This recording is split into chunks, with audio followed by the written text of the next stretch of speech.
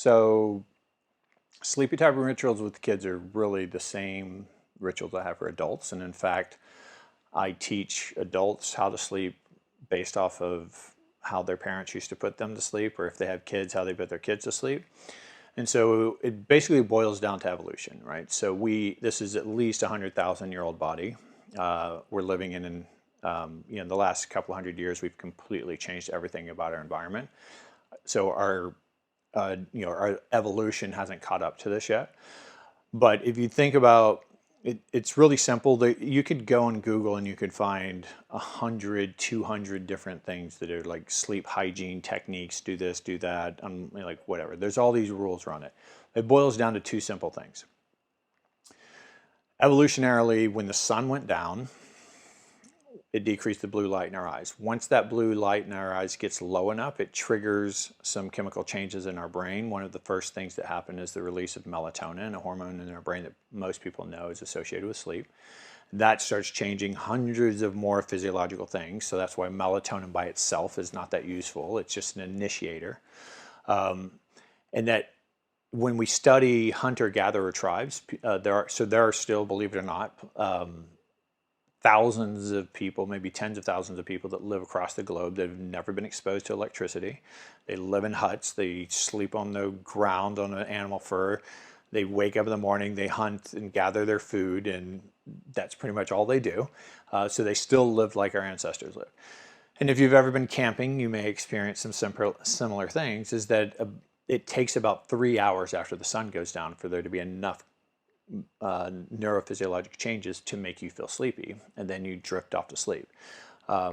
That's an important concept, the drift off to sleep or fall asleep. It's in our language for a reason. There is not a sleep switch. You don't like get turned on to sleep or turned off to sleep. Like, it's a process, right? And that process takes time. So you have to decrease the blue light in your eyes, and that's the reason for the glasses that block blue lights and the programs on your iPhones and your computers and all that stuff that take the blue light out of your screen, because we're trying to approximate this ancestral thing.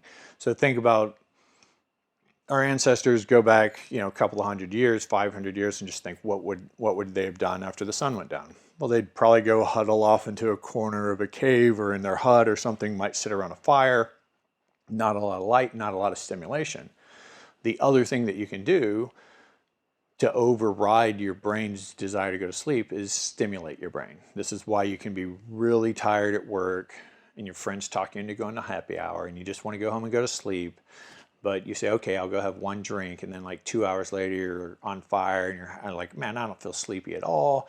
But you're drinking alcohol, which is a CNS depressant. It should be making you more tired. But what you're doing is you're stimulating your brain. So again, think back to your ancestors. What sort of stimulation would have been available after the sun went down? Next to none, right? Like, everything's dark, especially if you're sitting around a fire. You can see like 30 feet and then everything's just black around you. So not a lot of stimulation.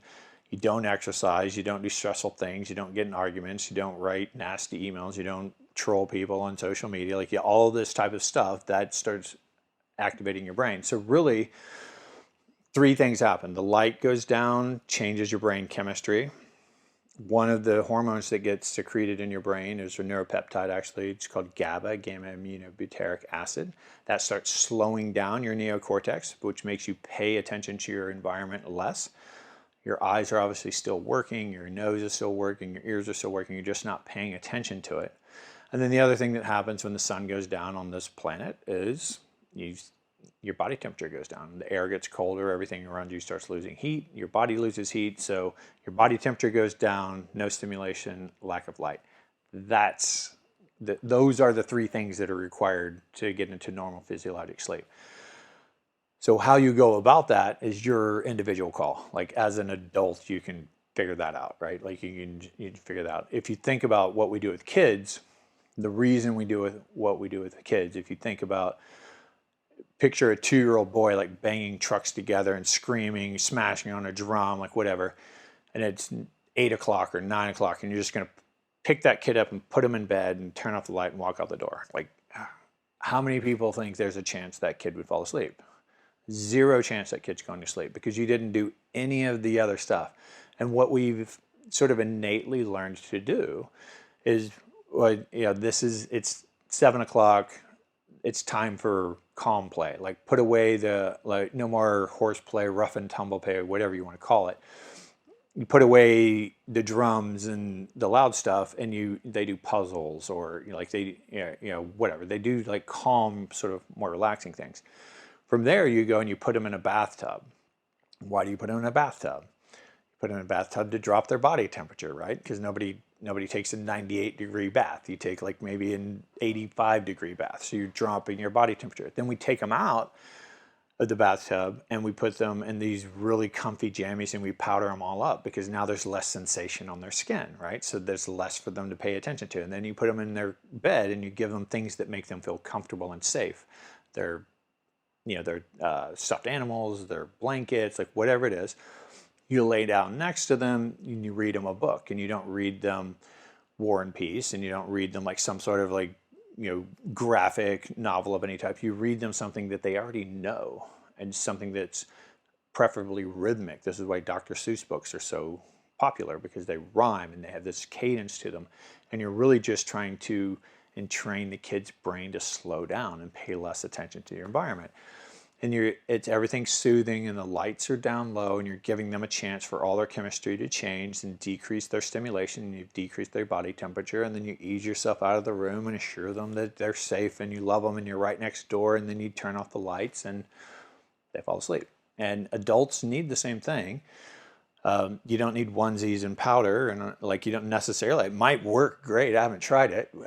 Feel free to experiment and let us know. But you need that same type of wind down, and again, it's just those three things: the body temperature, stimulation to the brain, and blue light.